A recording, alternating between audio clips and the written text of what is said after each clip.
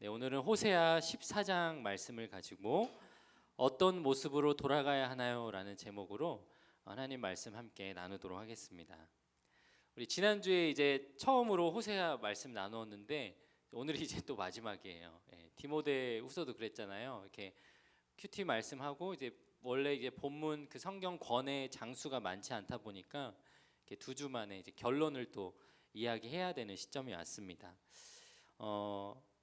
지난주에 이제 호세아 말씀 여러분들이 기억할지 모르겠어요. 근데 한 가지 이제 설교 제목 가운데 있었죠. 우리가 하나님께 돌아가야 된다라고 하면서 호세아 선지자가 1차적으로는 북이스라엘 백성들에게 그리고 그 성경을 읽는 저와 여러분에게 우리가 돌아가야 한다라는 것을 이제 제가 권면하면서 이야기를 나눴습니다. 그리고 이제 호세아의 마지막 장이에요. 오늘 우리가 읽은 장이 14장이 마지막 장인데 그동안에 어떤 이야기가 있었냐면 하나님은 돌아오라라고 명령을 하는데 돌아오지 않는 이스라엘 백성들한테 어떤 심판을 내리시는지 아주 구체적으로 알려주세요. 너네는 이런 심판을 받을 거야, 이런 죄 때문에 라는 경고의 메시지를 하시고, 그리고 이제 마지막 14장에 와서는 하나님께서 또 태도를 바꿔서 너네한테 이런 심판을 내리겠지만 그럼에도 나한테 돌아와라 라고 이렇게 권면하는 말씀이 있습니다. 우리는 각자들은 삶의 자리에서 하나님과 멀어질 때도 있고 하나님과 동행하며 가까이 있을 때도 있지만 우리는 이 신앙의 기복에 상관없이 늘 하나님과 붙어 있어야 합니다. 오늘 말씀을 통해서 우리가 하나님께 다시 돌아가야 할 때 어떤 모습으로 돌아가야 하는지 그 두 가지를 깨닫는 귀한 시간이 되길 축복합니다. 어떤 모습으로 돌아가야 할까요? 우리는 하나님께 어떤 모습으로 돌아가야 하나? 첫 번째로는 전심으로 예배하는 백성으로 돌아가야 합니다. 한번 따라해 보겠습니다. 전심으로 예배하는 자가 되어야 합니다. 네, 하나님께서 이스라엘 백성들과 회복하기를 원하셨는데 그 중요한 내용 중에 하나는 무엇이냐면 나하고 진정으로 예배드리는 그 관계로 돌아갔으면 좋겠다라고 말씀을 하세요. 이 14장 1절과 2절에 보면은 이렇게 기록되어 있는데요. 이스라엘아 네 하나님 여호와께로 돌아오라 이렇게 나오죠. 그리고 2절 말씀에 보니까 돌아올 때 무엇을 가지고 오라고 하세요. 자, 2절 한번 읽어볼까요? 시작. 너는 말씀을 가지고 여호와께로 돌아와서 아뢰기를 모든 불의를 제거하시고 선한 바를 받으소서 이렇게 나오죠. 자, 하나님께서 돌아오라고 하는데 무엇을 가지고 오라 그래요? 말씀을 가지고 오라 그래요. 그러니까 그 당시는 제사를 드렸기 때문에 하나님께 나아간다, 성전에 나아간다 했을 때는 빈손으로 갈 수가 없었어요. 늘 제물을 가지고 왔었거든요. 근데 오늘 하나님께서 송아지나 뭐 양이나 이런 제물을 가져올 것이 아니라 말씀을 가지고 돌아오라라는 좀 희한한 명령을 내리십니다. 쉬운 성경에 보면은 조금 더 우리가 이해하기 쉽게 이렇게 번역되어 있는데 14장 2절에 이렇게 나와 있어요. 여호와께 돌아와 이렇게 말하여라. 모든 죄를 다 없애주시고 선한 것으로 받아주십시오. 그러니까 쉽게 말하면 오늘 하나님이 가지고 오라는 그 말씀, 그 언어는 어떤 말이에요? 하나님한테 회개하라는 거예요. 니네가 그동안 아무 생각 없이 감정만 가지고 재물만 가지고 왔었는데 그게 중요한 것이 아니라 지금 하나님은 다시 이스라엘 백성들과 예배 드릴 때는 어떤 마음을 듣고 싶어 한다? 진짜로 반성하고 회개하고 돌이키는 태도를 기대하고 기다리신다는 거예요. 호세아 선지자가 이렇게 알려줬어요. 아주 중요한 아주 하나님의 마음을 알려줬습니다. 자, 그러면 이스라엘 백성들이 예배를 잘 드렸을까요? 아니요, 여전히 형편없었습니다. 오늘 말씀이 이제 기록되어 있는 북이스라엘은 기원전 BC 722년에 멸망을 하고 남유다는 586년에 멸망을 합니다. 그러면 북이스라엘이 먼저 멸망을 했으니까 남쪽 유다 사람들은 진짜 저렇게 살고 저렇게 엉터리로 예배드리면 하나님이 멸망시키는구나 라는 것을 배웠잖아요. 그럼 자기네들은 정신 차려야 되잖아요. 근데 그러지 않아요. 여전히 개판으로 예배드리고 제사 드렸어요. 그래서 완전히 망가져 있었던 그 당시에 하나님은 이때랑은 또 다른 말씀을 하세요. 구약 성경 여러분 가장 마지막 성경이 뭐죠? 구약 성경의 가장 마지막 성경 학개, 스가랴, 말라기. 그 말이 한자로 마지막 말자는 아니에요. 말라기 성경에 보면은 뭐라고 써 있냐면 말라기 1장 10절에 너희 가운데 누가 성전 문을 닫아서 내 제단 위에 헛된 물을 피우지 못하게 하면 좋겠다. 아예 그냥 교회 셔터 내려라. 아무도 못 오게 해라. 그냥 하나님은 교회 문 닫고 싶다라는 거예요. 그리고 뒤에 보니까 나는 너희들을 좋아하지 않는다. 너희가 바치는 제물도 받지 않겠다. 나 만군의 여호와의 말이다. 하나님이 감정이 상할 대로 상해가지고 어떤 식으로 말씀하세요? 야, 니 그냥 보기도 싫으니까 오지도 마. 야, 교회 오지 마. 여러분이 듣고 싶은 명령이죠. 엄마 아빠가 야, 오늘 교회 가지 마. 가면 안 돼. 오늘 쉬어야 돼. 엄마 주님 만났어? 이 황당한 명령을 하나님께서 왜 내리셨을까? 그 정도로 제사 드리고 예배 드리러 오는 여러분들이 미안해요. 여러분들이 아니죠. 이스라엘 백성들이 꼴도 보기 싫었던 거예요. 나는 너희들 좋아하지 않아. 니네가 바치는 제물 하나도 기쁘지 않아. 그냥 오지 마라고 하나님이 그렇게 말씀하셨다는 거예요. 이 청소년기에 드리는 예배 시간에 우리가 주의해야 할 것이 두 가지가 있어요. 여러분 청소년기 예배 드릴 때 뭘 주의해야 할까요? 두 가지. 첫 번째는 뭐냐면 사람을 너무 의식하는 거예요. 우리가 지금 뭐 청소년기뿐만 아니라 예배를 드리다 보면 희한하게 우리는 사람을 의식하는 존재로 예배를 드릴 때가 있어요. 그걸 아주 조심해야 되고 또 두 번째로 조심해야 되는 게 있는데 그게 뭐냐면 감정을 너무 중요시하는 거예요. 그러니까 내가 오늘 예배를 드렸는데 나 오늘 뭐 카타르시스가 있었어. 나 오늘 예배가 뭐 뜨거웠어. 오늘 예배는 별로였어. 우리가 일종의 평가를 하죠. 근데 그 평가를 하는 기준에 여러분의 감정이 들어가 있으면 그게 문제라는 거예요. 어떤 식이냐면은 이제 대형 교회의 장점이 뭐죠? 우리 교회 대형 교회잖아요. 메가처치. 이 엄청나게 많은 아이들이 와서 예배를 드리니까 어쩔 수 없이 사람을 의식할 수밖에 없는 게 있어요. 이게 대표적인 게 외모죠. 오늘 예배 드리러 가는데 하나님과 나만 만나는 자리면 사실 뭐 내가 뭐 깨끗이 씻고 뭐 이런 게 필요한가요? 그냥 가면 되잖아요. 근데 예배 드릴 때 보면 옆에 친구들이 있고 선후배 있고 또 우리 학교 같은 반에 뭐 누가 있으니까 그날 괜히 쌩얼로 갔다가는 문제가 생기는 거예요. 야, 걔 주일날 얼굴을 봤는데 얼굴이 완전 가나안 땅이야. 막 지금 막 이런 소문이 돌면 안 되잖아. 가나안 땅은 좋은 땅이죠. 광야라고 말했어야 되는데 얼굴이 광야예요. 평상시엔 가나안 땅인데 얼굴이 그때는 막 진짜 막 사막이었어. 우리가 막 그렇게 말할 수 없잖아요. 그러니까 주일날 더 신경 쓰고 하는 게 사실이에요. 저도 그래요. 저도 주일날은 그 루틴이 있어요. 아침에 이렇게 항상 아침에 샤워를 하거든요. 이게 목이 건조해가지고 일부러 아침에 샤워를 해서 목을 최대한 축축하게 만들고 그리고 냅다 로션을 막 발라요. 얼굴에 광이 비치게. 그리고 이제 주일날 올 때 조금이라도 내 옷에 매모새라도 만지고 만나는 사람들에게 잘 보이고 정갈하게 보이기. 이거는 사실 하나님을 위해서 내가 노력하는 건 아니에요. 제 양심에 손을 얹고 내가 막 마음을 정돈하고 샤워를 하고 막 뭐 로션을 바르고 옷을 정갈하게 입고 꾸미는 거는 하나님한테 잘 보이기라기보다는 내가 오늘 주일날 만나는 성도님들과 학생들에게 단정하게 보여야 되니까 노력하는 거죠. 일종의 사람을 의식한다라는 거예요. 근데 청소년기에는 그게 더 심하죠. 내가 오늘 와서 내가 오늘 좀 예쁘게 보일까? 좀 잘나 보일까? 화장은 잘 됐나? 예쁜 옷은 입었나? 막 자기 자신을 거울에서 열심히 들여다봐요. 그 모습은 있는데 내가 오늘 하나님 앞에 예배드릴 때 하나님은 나의 어떤 모습을 볼까 고민을 하지 않습니다. 교회에 와서 예배실이 크고 멋지고 화려하고 이렇게 조명이 좋고 와, 이 교회는 그래도 시스템적으로 잘 돼 있네. 내가 예배드리기 좀 편하겠네. 자신의 편의는 생각하지만 예배자 한 사람이 어떻게 준비되어야 하는지는 고민해 보지 않아요. 찬양은 세련되고 신나고 감정적으로 풍성하게 느낄 수 있도록 막 밴드를 맞추고 빌드업을 하고 그런 음악적인 기술적 노력은 하지만 내가 오늘 부르는 찬양이 진짜 어떤 가사의 내용이 이게 하나님한테 어떤 고백을 하는 건지 깊이 있게 묵상하지 않아요. 그게 지금 이 시대의 문제라는 거예요. 요즘 우리 시대의 예배의 진짜 큰 문제는 하나님이 정말 원하시는 예배가 무엇일까? 그것을 아예 고민하지 않고 그냥 여기 오는 게 심각하다는 거죠. 저는 이게 우리 호세아 말씀을 통해서 들여다봐야 될, 점검해봐야 될 오늘의 키워드인 것 같아요. 우리 예배가 그렇다는 것이 아니고 우리 찬양팀이 그렇다는 것이 아니고 우리도 언젠가 이렇게 변질되고 문제가 있을 수 있다. 그러니 항상 각성하고 예배에 대해서 고민해야 된다는 것입니다. 제가 MBTI가 이제 완벽한 T 성향을 가진 사람인데 모든 일들을 그 논리정연하게 막 순서에 맞게 다 정해서 막 감당을 해야 되는데 저는 또 이상하게 또 굉장히 감성이 있는 사람이에요. 감수성이 예민해요.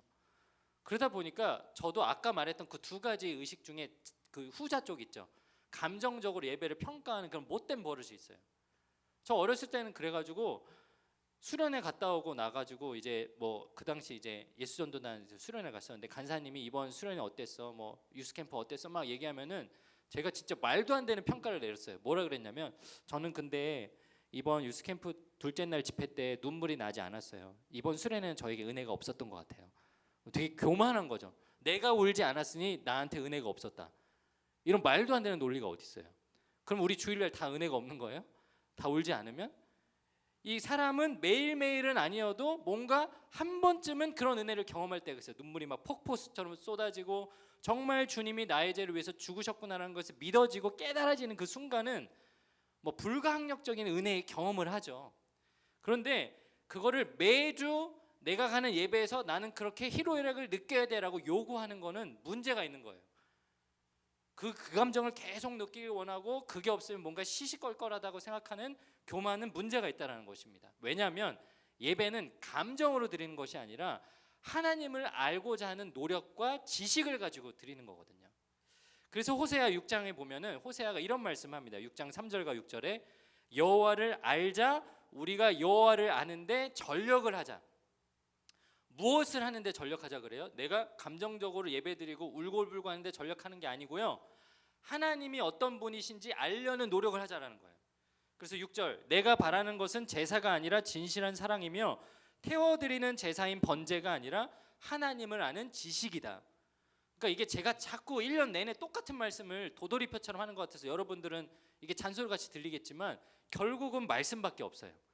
성경을 통해서 하나님이 어떤 분이신지 전적으로 이해하고 그것을 예배라는 행위를 통해서 다시 한번 검증을 하는 거지, 예배는 예배 자체가 나한테 뭔가 만족을 주고 여기서 뭔가 내가 기쁨과 희락을 누리고 그래서 저 문 밖에 나가면서 아 오늘 좋았어, 오늘 은혜 받았어, 오늘 목사님이 오늘따라 설교를 잘했어, 평가하는 자리가 아니라는 것입니다. 우리가 드리는 예배는 감정이 아니라 내용과 태도가 중요하다는 거예요. 제가 예배를 인도하는 사람으로서 예배를 기획하고 진행하고 그런 교육자로서 고민을 합니다. 목자님들도 같이 해주시면서 좋은 아이디어를 주세요. 우리의 예배가 이랬으면 좋겠다, 이런 것들을 아이들에게 가르쳐 주셨으면 좋겠다, 좋은 아이디어와 막 영감을 주세요.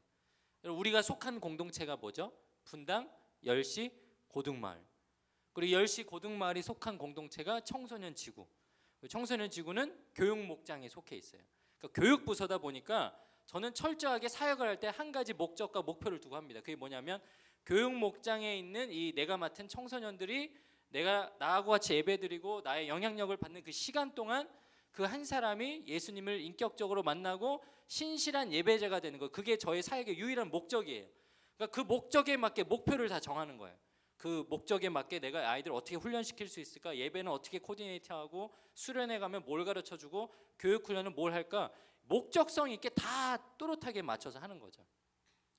근데 제가 뒤돌아보니까 뭐 수련회나 뭐 훈련이나 이런 것들은 1년에 한두 차례 있으니까 막 열심히 에너지를 쏟았던 것 같은데, 주일 예배는 뭐 본문을 열심히 묵상하고 해석하고 그걸 가르쳐 주려고 애쓰기는 했어도 뭔가 여러분에게 예배가 뭔지 입체적으로 가르쳐 주는 거는 잘 못했던 것 같아요. 그래서 내년에는 거기에 초점을 맞추고 막 하려고요. 성경적인 지식을, 그냥 지식을 안다는 게 내가 머리가 똑똑해지기 위해서 배우는 게 아니라 정말 여러분 예배를 잘 드릴 수 있게 가르쳐 줘야 된다라는 그런 마음의 결단이 서더라고요. 얼마 전에 유튜브로 이렇게 제가 이제 유튜브를 주로 보는 게 딱 세 부류예요. 그 성경 컨텐츠 관련된 거, 이제 신학 공부하고, 제가 성경 공부를 요즘에 유튜브로 해요. 그 교사 같이 저한테 알려주시는 그런 목사님들 성경 강해 이런 거 보고, 또 한 가지는 제가 좋아하는 스포츠 뭐 관련된 거, 야구, 축구 이런 거 보고, 또 한 가지는 생뚱맞긴 한데 강아지랑 고양이. 그 새나게 고부에 이런 거 알아요? 세상에 나쁜 개는 없다, 고양이를 부탁해. 그 설채연 선생님 나오고 이제 미아옹철몽 나오는데, 제가 반려견 반려묘를 너무 키우고 싶은데 알러지가 심해가지고, 제 털 알러지가 심해가지고 고양이 한번 이제 3일 동안 저희 집에 있었다가 제 몸에 두드러기 나는 거예요. 그래서 미안해가지고 분양받았던 곳에 다시 연락해서 다시 보냈어요. 못 키워요. 그러니까 랜선 집사가 되는 거죠. 하루는 이제 영상을 보는데 그 어떤 한 목사님이 영상 하나 올렸는데 제목이 너무 독특해서 클릭을 해서 보게 됐어요. 제목이 뭐였냐면 지금 중요한 건 찬양이 아니야. 이 제목이 뭔가 이상하지 않아요? 지금 중요한 건 찬양이 아니야. 야, 찬양하는데 너무 애쓰지만 약간 이런 뉘앙스잖아요. 그래서 클릭을 해봤죠. 영상을 보는데 이 목사님이 말하는 내용이 이제 주요점이 이거예요. 교회마다 막 찬양을 하려고 너무 애를 쓴다.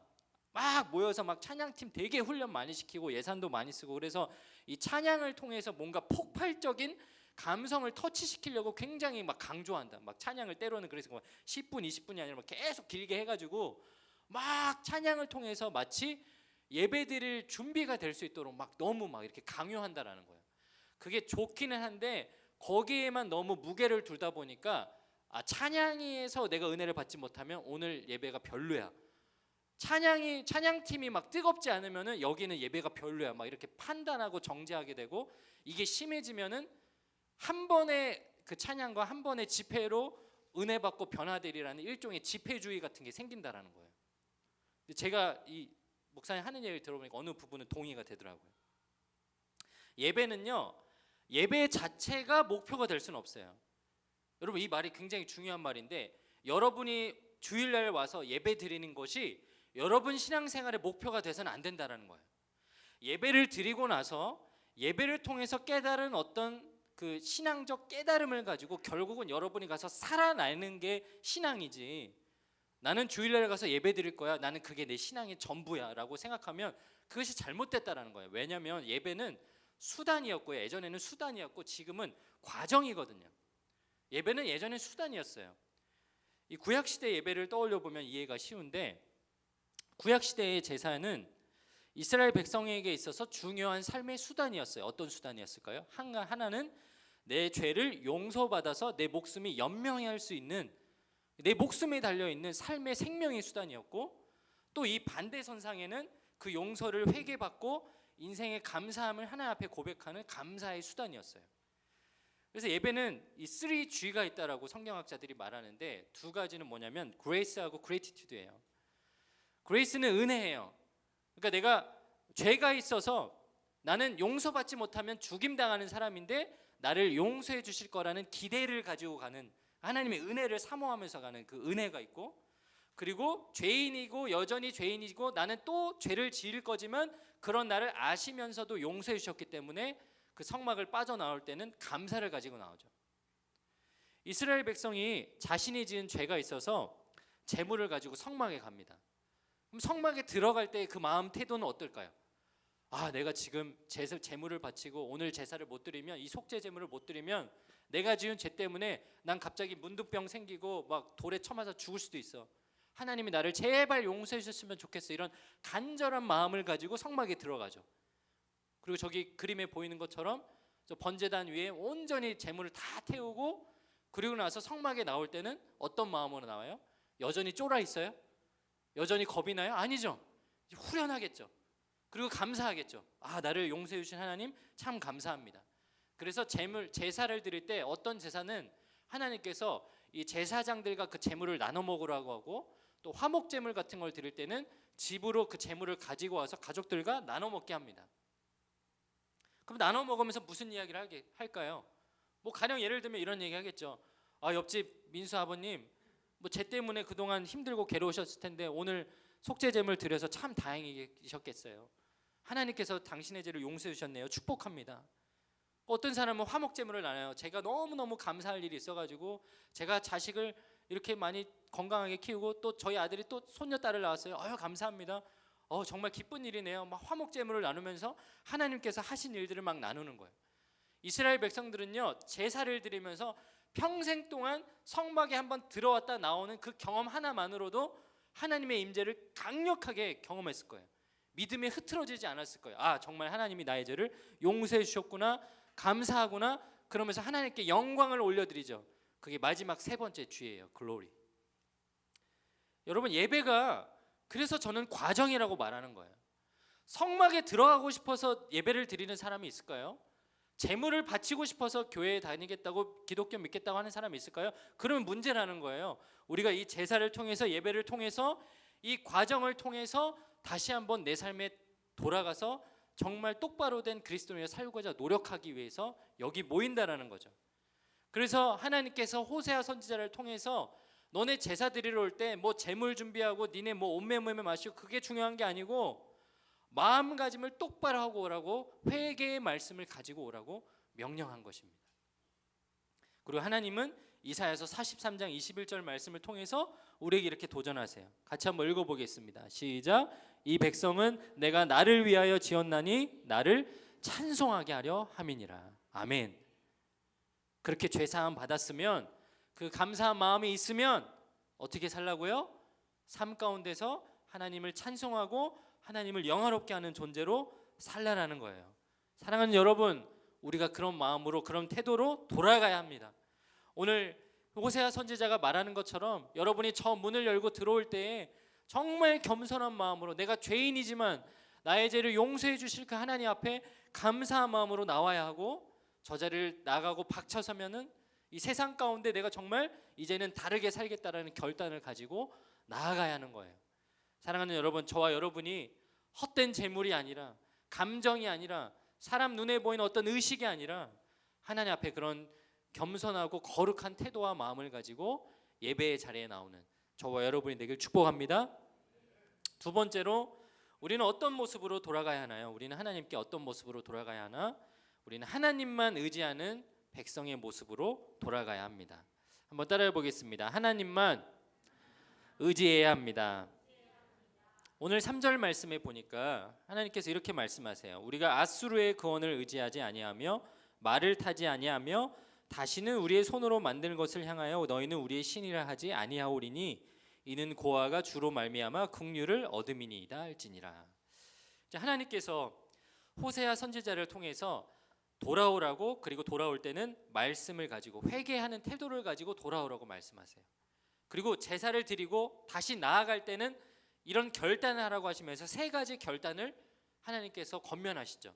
오늘 여기 이 3절 말씀에 세 가지 결단이 나오는데, 첫 번째는 앗수르의 구원을 의지하지 않겠다, 두 번째는 말을 타지 않겠다, 세 번째는 우리 손으로 만든 것을 향하여 신의를 하지 아니하겠다.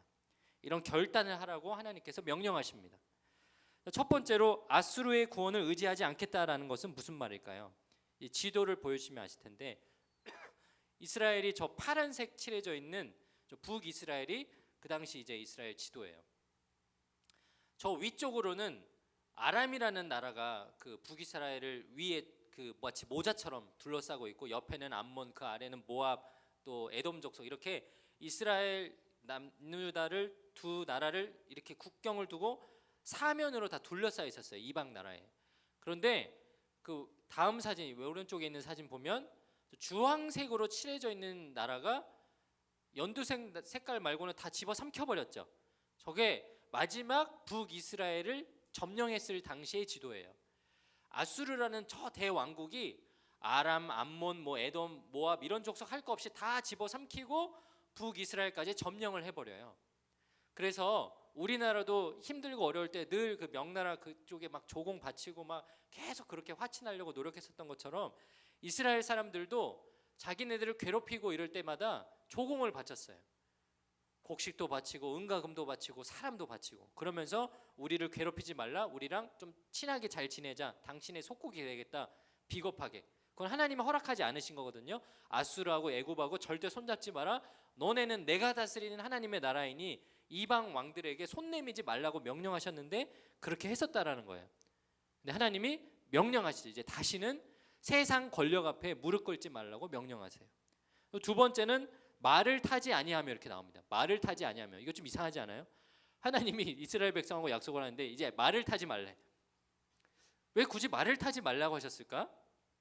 사실 이스라엘 백성들은요, 말을 타지 않는 족속이었어요.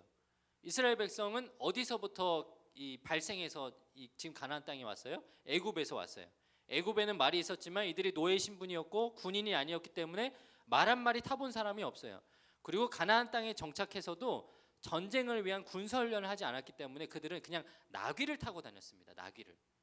그래서 예수님이 예루살렘 입성하실 때도 무엇을 타고 가세요?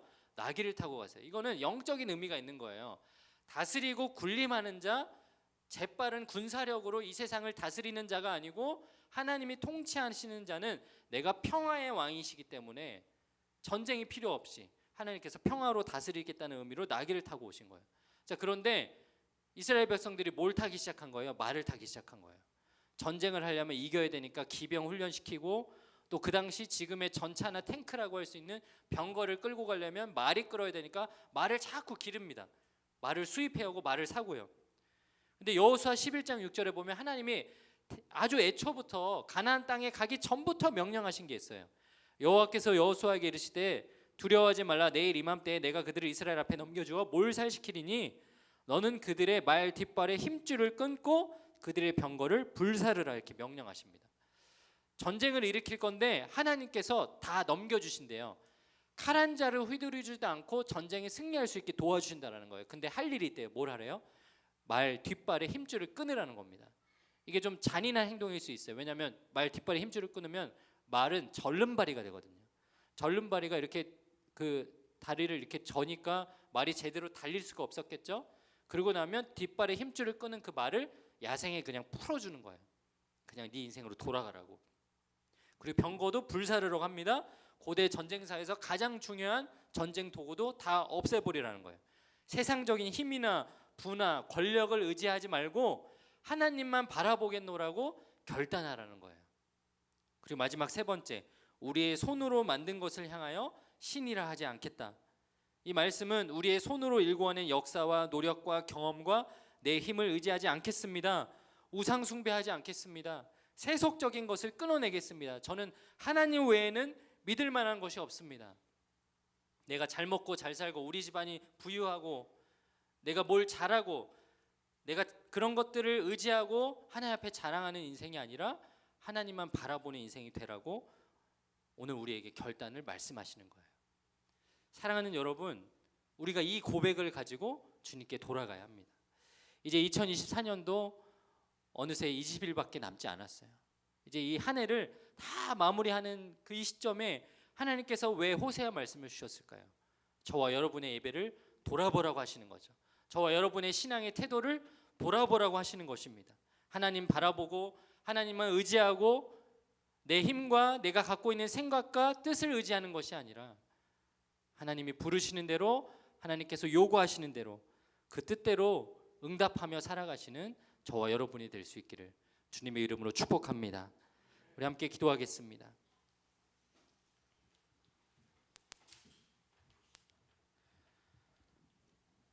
오늘 하나님께서 이 호세아 말씀을 통해서 하나님의 백성들에게 말씀해 주시죠. 나에게 다가올 때 아무것도 가져올 필요 없다. 너의 마음에 회개하는 마음, 하나님 앞에 겸손한 마음으로 나아오라고 말씀하십니다. 그리고 이 예배를 드리고 나가는 저와 여러분이 꼭 결단해야 할 것이 있대요. 그것이 무엇일까요? 하나님, 저 세상 의지하고 제 멋대로 살고 제 힘 의지했던 거 이제 내려놓겠습니다. 그리고 하나님만 바라보겠습니다. 제 삶에 가장 훌륭하시고 나를 인도해 주실 분은 주님 한 분밖에 없습니다. 그 믿음의 고백이 있어야 한다는 거예요. 우리 사랑하는 고등마을 여러분, 여러분 삶에 그런 고백이 넘쳐나게 주의 이름으로 축복합니다. 여러분 예배의 자리에 나올 때, 그리고 예배의 문을 다시 나설 때 오늘 호세아 선지자가 말한 것처럼, 그리고 주님이 가르쳐 주시는 것처럼 회개의 마음 그리고 감사의 마음으로 나아가는 저와 여러분 되길 축복합니다.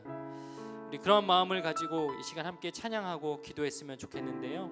우리 다 함께 자리에서 일어나서 우리 이 찬양 불렀으면 좋겠습니다. 주님, 나는 다시 일어나 주님을 진정으로 예배하고 주님의 기쁨이 되겠습니다. 내 삶의 모든 순간을 주님께 내어드리는 자가 되겠습니다. 우리 그 결단의 마음을 담아서 우리 다시 일어나 찬양하고 기도하며 나아가겠습니다.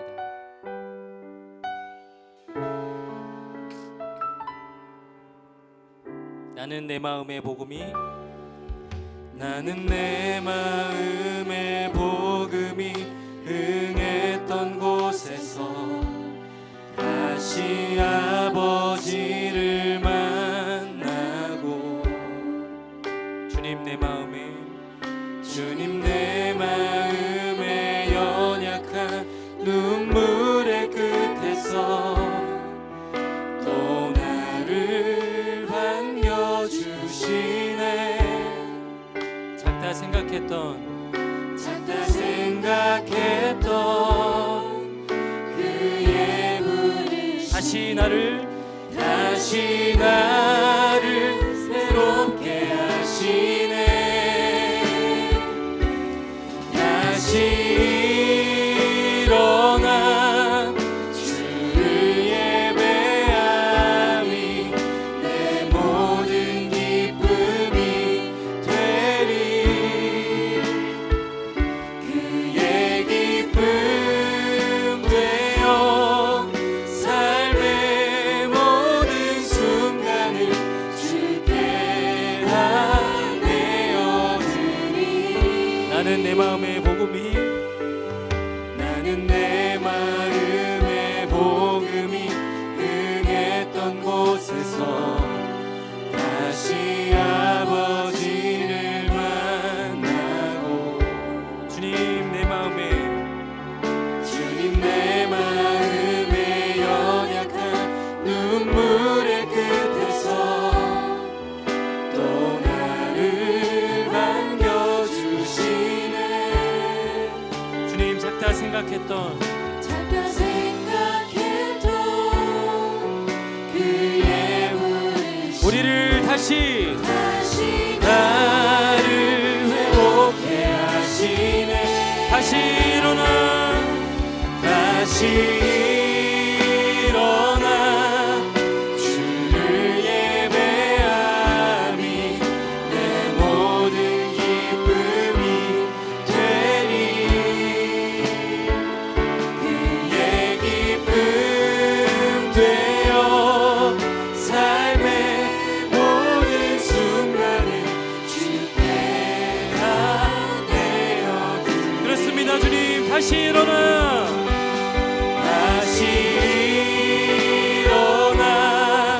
주를 예배함이 내 모든 기쁨이 되리.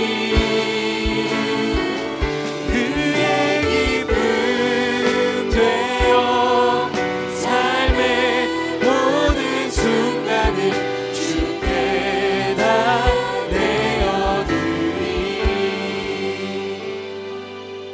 우리 시간 함께 기도할 때에 여러분 스스로를 점검해 봤으면 좋겠어요. 내가 오늘 이 예배의 자리에 나설 때 내 마음가짐이 어떠했는지. 사람을 의식하지 않았습니까? 감정에 여러분이 흔들리는 그 감정에 여러분을 맡기지 않았어요? 오늘 이 자리에서 예배를 드리는 그 순간까지도 하나님을 바라보기보다 말씀을 듣고 깨닫기 위해서 노력하기보다 내게 느껴지는 어떤 감정이나 내 생각이나 흐트러진 그 마음들이 예배를 제대로 드리지 못하게 방해하지 않았습니까? 그래서 우리는 결단해야 합니다. 기도해야 합니다. 이 시간 기도할 때 하나님, 제가 드려지는 이 예배가, 한 주 드려지는 예배가 정말 내 삶을 한 주 동안 붙들고 살아갈 수 있는 힘이 될 수 있는 시간이 될 수 있도록 주님 도와주시옵소서. 이 자리에 나올 때 그냥 습관처럼 늘 하던 대로 나오는 것이 아니라 오늘 하나님이 기대하시는 그 마음, 회개하는 마음, 하나님 앞에 겸손한 마음을 가지고 이 자리에 나오는 저희들 되게 하여 주시옵소서. 그래서 예배를 통하여 깨달은 것을 가지고 내 삶 가운데 정말 참된 그리스도인답게 살아가는 저희들 모두가 되게 하여 주시옵소서. 우리 시간 우리의 마음밭을 놓고 우리의 자세와 태도를 위해서 주의 이름 부르짖고 기도하며 나가겠습니다. 기도합니다. 주여. 하나님, 그렇습니다. 하나님, 우리 마음 가운데 주님을 향한 그 중심이 흐트러지고 내 생각과 마음과 감정대로 흐트러진 그 자세와 태도로 이 자리에 앉아 있었던 우리의 연약함들을 고백합니다. 우리의 게으름을 고백합니다. 주님 불쌍히 여겨주시고 용서하여 주시옵소서. 하나님 앞에 그 잘못된 죄악 가운데 놓여있었고 우리의 연약한 곳에 있었다를 돌이키게 하여 주시옵소서. 오늘 이 자리에 나올 때 우리에게 원하시는 것이 그 마음인 것을 깨닫습니다. 하나님, 주님 앞에 나아가서 그 연약한 마음들을 다 내려놓고 주님께 나아갈 수 있도록 주님 역사하시며 하여 주시옵소서. 우리 한 번 더 기도할 때에는 우리 호세아서 14장 3절에 나왔던 그 세 가지 결단을 우리 삶의 결단이 될 수 있도록 기도했으면 좋겠어요. 하나님, 제가 저보다 더 강한 것들, 하나님보다 위대하다고 여기는 것들을 바라보지 않겠습니다. 끊어내겠습니다. 세상의 힘과 내 지식과 내 지혜와 그 세상 가운데 보여지는 여러 것들에 눈을 두지 않겠습니다. 아멘. 주님 보게 하여 주시옵소서. 아멘. 그리고 이후로는 정말 하나님 말씀만 바라보고 하나님만 의지하고 하나님께 모든 것을 내어 맡기며 주님의 자녀답게 살아갈 수 있는 저희들의 인생이 되게 하여 주시옵소서. 우리 시간 주의 이름 한 번 더 부르짖고 기도하고 결단하며 나아가겠습니다. 기도합니다. 주여. 오 하나님 아버지, 그렇습니다.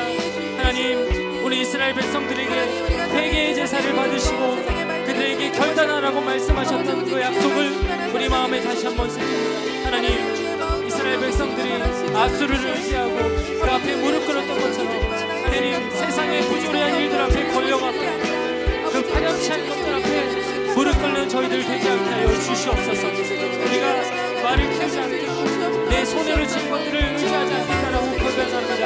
하나님 말씀하시는 것들 내가 지어져 있고 내 노력과 내 의로 성공을 바라는 것이 아니라 하나님 앞에 겸손한 마음으로 하나님 이끄시는 것들을 보게 하여 주시옵소서.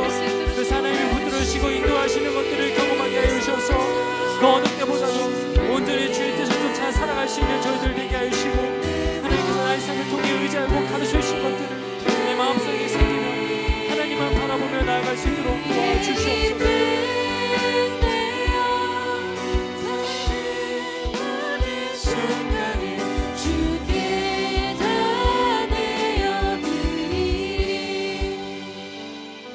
하나님 아버지, 그렇습니다. 우리는 예배가 시작이라고 믿습니다. 이 자리에 정말 나를 위해 죽으시고 부활하신 그 예수님을 향한 놀라우신 은혜와 그 감격을 회복시키는 자리이고 경험하는 자리입니다. 그러나 이곳이 마침표는 될 수 없습니다. 왜냐하면 하나님께서 우리가 산 제사를 드리고 하나님 앞에 거룩한 산 제물을 드리고 무엇보다 하나님 삶 속에서 하나님을 영광스럽게 하는 존재로 우리를 지으셨기 때문입니다. 하나님, 지금껏 이 자리에서 예배드리는 것이 힘들고 어려워서 또 감정으로 동의가 되지 않아서 예배의 태도가 불량했고 주님 앞에 참 준비되지 않은 마음으로 나왔다라면 우리 다음 이 시간에 만날 때에는 오늘 들은 말씀을 기억하며 회개의 제사로 겸손한 마음으로 이 자리에 나올 수 있는 저희들 모두가 되길 축복합니다. 하나님, 예배를 통하여서 그런 하나님의 넘치는 은혜를 다시 한번 경험하고 저 문 밖을 나가 다시 한번 세상 가운데 나아갈 때는 좌절하지 않고 절망하지 않고 하나님 내 삶을 이끌어 주시고 끝까지 함께 하신다는 그 말씀 신뢰하며 하나님만 의지하는 참된 하나님의 백성들 우리 모두가 될 수 있도록 인도하여 주시옵소서. 그렇게 우리 삶을 인도하시고 이끌어 주실 주님을 기대합니다. 주님, 우리가 끊어야 될 세 가지의 결단도 올려드렸습니다. 세상 의지하지 않고 하나님 바라보며 말씀에 붙들린 저희들 될 수 있도록 주님이 역사하시고 인도하여 주시옵소서. 이제는 우리 주 예수 그리스도의 은혜와 하나님 아버지의 놀라우신 사랑과 또 성령님의 역사하심 교통하심이 오늘 호세아서 말씀을 통하여 이 자리에 나올 때 무엇을 원하는지 깨닫고 하나님 앞에 회개의 제사를 올려드리며 겸손한 마음으로 나아오며 또 예배 문 밖을 나서면은 하나님만 의지하기로 결단하는 그 강한 의지를 가지고 떠나는 우리 모든 고등마을 아이들이 될 수 있기를, 또한 그들과 함께하는 목자님들 가정과 삶과 직장과 환경 모두가 될 수 있기를 주님의 이름으로 축원하옵나이다. 아멘.